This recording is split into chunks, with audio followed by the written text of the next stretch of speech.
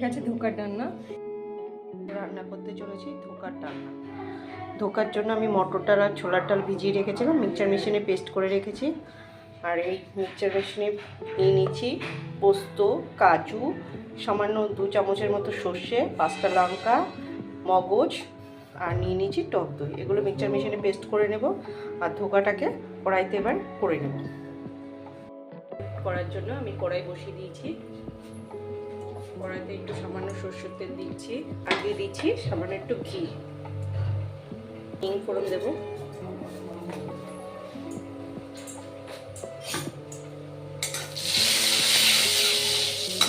এবার মিক্সচার মেশিনের বাটা ডালটা আমি দিয়ে দেবো।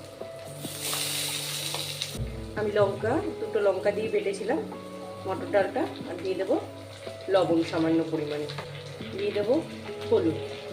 আমি এই থালটার মধ্যে একটুখানি সরষের তেল মাখিয়ে ধোকাটাকে নামানোর জন্য, যাতে ভালো করে বার্নিং হয় তার জন্য সামান্য একটু বেসন দিয়ে দিলাম। দিয়ে দেবো সামান্য একটু চিনি, ভালো করে আমি মিক্স করব কড়াইতে।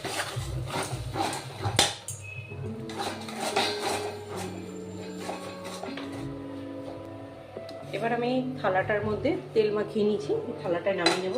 এবার এটাকে আমি আস্তে আস্তে সমান করে দেবো। আমি একটা হাতে সরষের তেল, রিফাইন তেল মেখে নিচ্ছি। এটাকে আমি ঠান্ডা হতে দেবো। এবার ধোকাটা ঠান্ডা হয়ে গেছে, আমি এবার কেটে নেব পিস পিস করে। আপনারা যে যেরকম করে পিস করতে পারেন সেভাবে করবেন। আমি চৌকা চৌকা করে করলাম। গরম হয়ে গেছে, এবার তেল দিয়ে দেবো। তেল দিয়ে ধোকাগুলোকে ভাজবো। অন্যদিকে মিক্সচার মেশিনে পোস্ত, সর্ষে, মগজ আর কাজু আর লঙ্কা, আপনারা চাইলে নারকেল দিতে পারেন।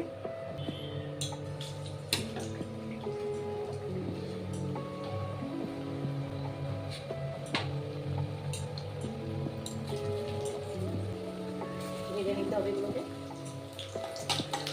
গরম গরম ভাজা খেতেও খুব ভালো লাগে। ভেজে নেব। ভাজা হয়ে গেছে, এবার তুলে ফেলবো। কড়াইতে আমি জিরে ফোড়ন দিয়ে দেবো। জিরে ফোড়ন দিয়ে দিলাম শুকনো লঙ্কা ফোড়ন, তেজপাতা, এলাচ, দারচিনি। মিক্সচার মেশিনে পেস্ট করা কাজু, মগজ, পোস্ত, সর্ষে আর দই।